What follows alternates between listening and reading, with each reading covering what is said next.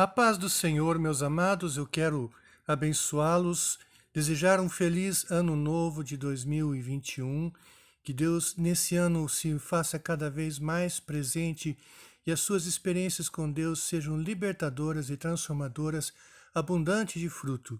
É o meu desejo de coração. Nós continuamos a transmitir via internet as nossas mensagens de domingo, até que nós possamos voltar aos cultos presenciais e talvez ainda continuemos a transmitir mesmo assim as mensagens online. Hoje eu gostaria de falar sobre duas coisas que são muito importantes. Uma é que são coisas que nós precisamos esquecer e outras são coisas que nós precisamos lembrar. Antes de mais nada, eu quero orar com você neste momento. Deus amado, Deus de toda graça e misericórdia, Deus de poder, Deus que liberta e transforma, que essa mensagem seja dirigida pelo Teu Espírito Santo. Traga vida, traga salvação, traga libertação, traga cada vez mais, Senhor Deus, a Tua presença e o Teu poder. Nós clamamos que o Senhor abençoe a casa que ouve essa mensagem em nome de Jesus. Amém. Querido, eu gostaria de ler primeiro a mensagem escrita pelo apóstolo Paulo, que está em Filipenses capítulo 3, versos 13 e 14. Ele fala assim: Irmãos, não pensam que eu mesmo já tenha alcançado a perfeição, mas uma coisa faço, esquecendo-me das coisas que ficaram para trás e avançando para as que estão adiante, prossigo para o alvo, a fim de ganhar o prêmio do chamado celestial de Deus em Cristo Jesus. Muito bem, amados. Esse primeiro personagem do Novo Testamento nos fala de algumas coisas que devem ser esquecidas. E ele está debatendo com o pessoal da igreja para a qual ele escreveu, mostrando que ele poderia se vangloriar de muitas coisas, porque afinal ele tinha uma carreira brilhante e era uma autoridade no meio do povo de Israel, uma pessoa cujo nome era conhecido em cada canto da nação israelita, um homem de poder que fez sua carreira perseguindo os cristãos, levando-os para julgamento e muitas vezes até para execução.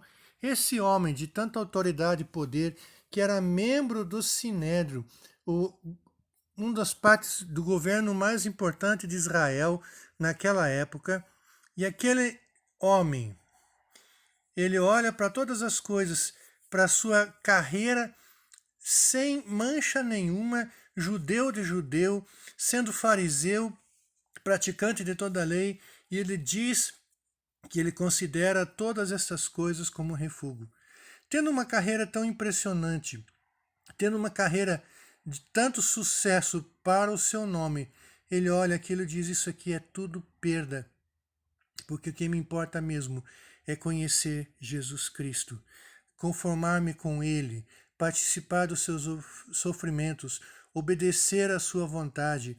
É isso que você vai encontrar. Paulo diz que todos os seus sucessos do passado não são o suficiente para ele, são refúgio. O que importa é a intimidade com Cristo. Muito bem. Algumas pessoas vão olhar para o seu passado e dizer assim: tive um passado de glória, de grandes conquistas, eu fiz o meu nome, eu alcancei a minha riqueza. Mas outros, por outro lado, podem olhar para o seu passado e dizer: eu cometi falhas, eu estraguei tudo, eu acabei destruindo o meu nome. Uma característica das coisas que estão no passado é que elas não podem ser mudadas. O passado se tornou estático, como uma rocha. Ela é imutável e você não pode mais alterar o que se passou. Sejam coisas grandiosas, sejam coisas pequenas, mas você pode fazer algo muito grande e muito bonito com o que você tem agora no seu presente. Você pode fazer algo muito melhor e muito mais intenso com o instante que você vive agora.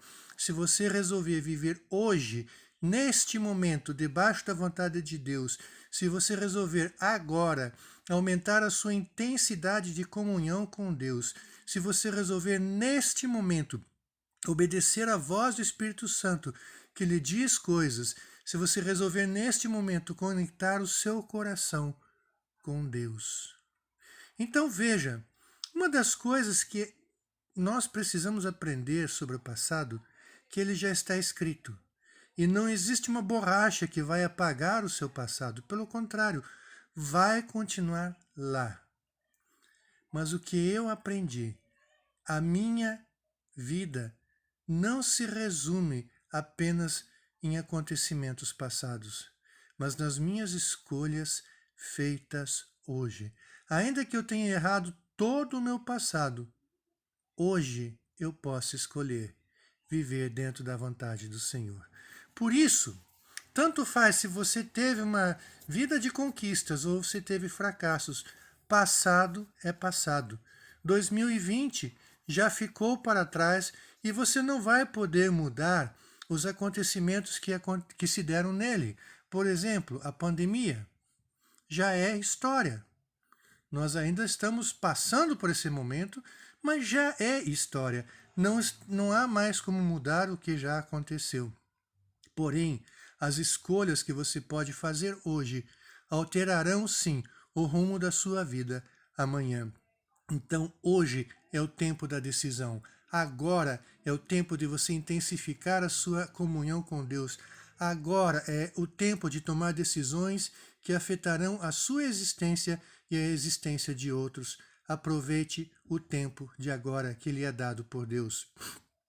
Por isso, pessoas que ficam presas ao passado, que não resolveram o seu passado, não colocaram seus erros debaixo da graça de Deus ou não entregaram as suas conquistas como dádivas de Deus em oferta ao Senhor, essas pessoas não conseguem viver o presente e por isso perdem a oportunidade de escrever o seu futuro.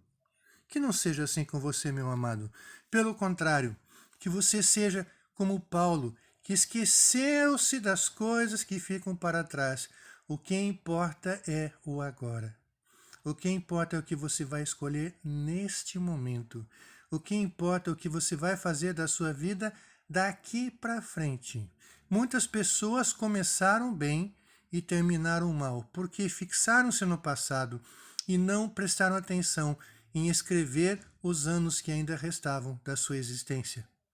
Outros nem conseguiram sair do buraco em que estavam no passado, porque ficavam simplesmente voltando para ele. Amado, o tempo de agora é tempo de graça de Deus. O tempo de agora é o tempo de você reescrever a história da sua vida, cada vez melhor, cada vez mais cheia da presença de Deus, cada vez mais em obediência ao Criador. Então, a primeira coisa que eu quero desafiar você é esquecer o seu passado, que ele não tenha mais o poder de assombrar a sua vida. E você pode fazer isso se você tem erros a confessar, confesse-os, coloque na presença de Deus e receba a graça e o perdão. Há sim, muitas vezes, colheitas de semeaduras passadas, mas mesmo essas colheitas cessarão se você continuar semeando a boa semente da obediência à voz do Espírito Santo, à voz de Deus e ao ensino da palavra. Assim sendo, seu coração, sua vida, suas ações, seus ambientes serão lentamente transformados em algo mais lindo e belo, na mesma proporção em que você se dispõe a reescrever a sua história de acordo com a vontade de Deus. Esse é o primeiro desafio que eu quero deixar para você. Esqueça o passado, viva o hoje, viva agora, viva da maneira mais intensa na presença do Senhor que você puder. A segunda coisa vem de um outro personagem do Novo Testamento que era meio-irmão de Jesus, Tiago, também conhecido como o homem de joelhos de camelo, de tanto que ele ficava ajoelhado em oração. Esse homem, ele escreveu de uma maneira um tanto quanto abrupta, e ele escreveu mais ou menos assim. Tiago, capítulo 4, versos 11 a 16. Irmãos, não falem mal uns dos outros. Quem fala contra o seu irmão ou julga seu irmão, fala mal contra a lei e a julga. Quando você julga a lei, não a está cumprindo, mas está se colocando como juiz. Há apenas um legislador e juiz, aquele que pode salvar e destruir. Mas quem é você para julgar o seu próximo? Ouçam agora vocês que dizem: hoje ou amanhã iremos para esta ou aquela cidade, passaremos um ano ali e faremos negócios e ganharemos dinheiro. Vocês nem sabem o que lhes acontecerá amanhã. Que é a sua vida? Vocês são como a neblina que aparece por um pouco de tempo e depois se dissipa. Ao invés disso, deveriam dizer: se o Senhor quiser, viveremos e faremos isto ou aquilo. Agora, porém, vocês se vangloriam de suas pretensões. Toda vanglória como essa é maligna. Tiago, capítulo 4, versos 11 a 16. Essa segunda mensagem de um autor do Novo Testamento, que muitas vezes as pessoas pensam que se opõe diretamente a Paulo, mas na verdade complementam o pensamento de Paulo. Esse autor, Tiago, ele fala de uma coisa que nós devemos sempre ter em mente. Tiago é um homem um tanto quanto sincero, rudemente sincero. Ele não se importa se você vai se sentir bem ou não com o que ele escreve, mas ele se importa que você tenha a postura correta diante de Deus. E ele começa dizendo exatamente isso, que existem pessoas que têm o prazer de assumir o controle da vida dos outros e acham que têm o controle completo da sua vida. Para estes, Tiago diz praticamente, através desse texto, que você deve se lembrar que você não está no controle, você não está no comando. Você deve dizer para você mesmo o tempo todo: eu não estou no comando. Eu não estou no comando da vida dos outros, eu não estou no comando da minha própria vida. Eu não sei o que vai acontecer no dia de amanhã. O futuro é uma incógnita para mim. Eu também não sei da caminhada de cada pessoa com o seu Criador. Muitas vezes, aquilo que para nós é uma questão que nunca foi problema, para outro é uma grande luta a ser resolvida. E a caminhada pessoal de Deus com aquela pessoa é dela com o seu Deus. E eu não posso julgar a caminhada daquele meu irmão. Por isso, Tiago começa dizendo: não falem mal uns dos outros, como quem pudesse controlar a vida do seu próximo. Nós não podemos fazer isso. Sim, nós devemos de algumas vezes chegar a uma pessoa e confrontá-la e dizer: olha, você precisa alterar isso antes que isso destrua a sua vida. Muitas vezes esse é o trabalho mais difícil dos pastores, de pegar uma pessoa, chamar para o escritório e dizer: olha, ou você corrige isso, ou isso vai destruir tudo que há de bom e belo na sua vida. Esse é um trabalho duro, mas necessário. É diferente do que está falando aqui. Quando falam mal uns dos outros, normalmente acontece quando a pessoa não está presente. Quando uma pessoa começa a julgar, condenar outra pessoa, como se ela mesma não tivesse defeitos. Uma das coisas que nós lemos no Novo Testamento é que quando nós corrigimos o nosso irmão, devemos corrigir com brandura, olhando para que nós mesmos não sejamos tentados. Por quê? Porque assim como aquele irmão pode falhar, cair em pecado, nós também podemos fraquejar. Talvez não na mesma área, mas sempre existe uma área que é o nosso ponto fraco, onde nós precisamos vigiar o tempo todo. Assim sendo, talvez eu nunca venha roubar ninguém, mas eu posso, por exemplo, pecar muito no orgulho. Já a outra pessoa não tem problema com orgulho, mas tem problema, muitas vezes, com a raiva, com a ira constante. Então nós observamos que cada pessoa tem a sua luta particular. E aquele que despreza o próximo, porque não tem o mesmo problema que ele mesmo, está se colocando no lugar de Deus. Nós precisamos entender que nós não controlamos a vida dos outros. Podemos, no máximo, orientar e influenciar. Existem condições, posições de autoridade que servem para determinar aquilo que é comum a todos, mas cada pessoa responde por si diante de Deus. Você não vai responder pela decisão individual de cada pessoa, mas você vai responder pela influência que você exerce nelas. Por isso, não se ponha na condição de juiz do seu próximo, porque você não está no comando. Outra coisa que mostra essa tendência de nós acharmos que estamos no comando é quando nós planejamos, hoje ou amanhã iremos para esta ou aquela cidade, passaremos um ano ali e faremos os negócios e ganharemos dinheiro. A primeira coisa, nós não sabemos para onde devemos ir. Isso deve estar sempre debaixo da direção do Senhor. Nós não sabemos o nosso próprio limite, não podemos dizer quanto tempo devemos estar neste ou naquele lugar. Isso pertence ao Senhor. Se Ele é Senhor de nossa vida, é Ele que determina aonde nós vamos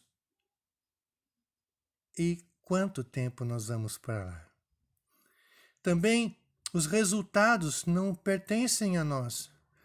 Nós podemos fazer negócios e ganhar muito dinheiro, mas podemos fazer negócios e dar tudo em nada. Quantas pessoas planejavam para o ano de 2020 e viram seus planos frustrados por causa da pandemia que veio atravessando tudo. Nós não sabemos o que nos acontecerá de manhã. E muitas vezes nós andamos ansiosos, nervosos e brigamos porque tentamos controlar aquilo que não deveria estar debaixo do nosso controle, mas debaixo da direção do Espírito Santo. Assim como Jesus disse a Nicodemos, aqueles que são guiados pelo Espírito de Deus são como o vento, não se sabe de onde vem nem para onde vai. Assim também é aquele que é guiado pelo Espírito de Deus. Portanto, meu amado, você deve buscar com ansiedade a direção de Deus. Sim, você deve planejar a sua vida. Ter uma agenda é importante. Só que lembre que Deus tem o direito de bagunçar a tua agenda sempre que Ele quiser. Quando você conseguir entender isso, quando você der a Deus o controle da sua agenda, então você poderá ser abençoado por Deus. Nós deveríamos dizer, se o Senhor quiser, viveremos e faremos isto ou aquilo. A pessoa que não tem agenda, ela muitas vezes não sabe nem para onde ir. É difícil muito Deus usar uma pessoa que não tem plano nem meta. A vida que não é avaliada nem merece ser vivida. Mas uma coisa você precisa entender, querido. Quando Deus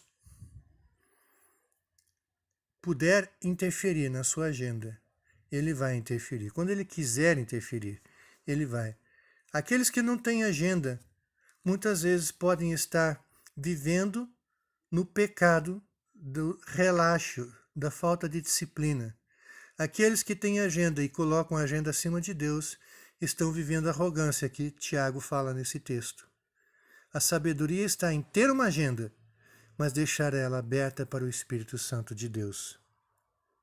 Portanto, querido, que a sua vida seja uma vida de esquecimento das coisas que ficaram para trás e de uma constante preocupação em que a vontade de Deus seja cumprida em cada momento da sua vida.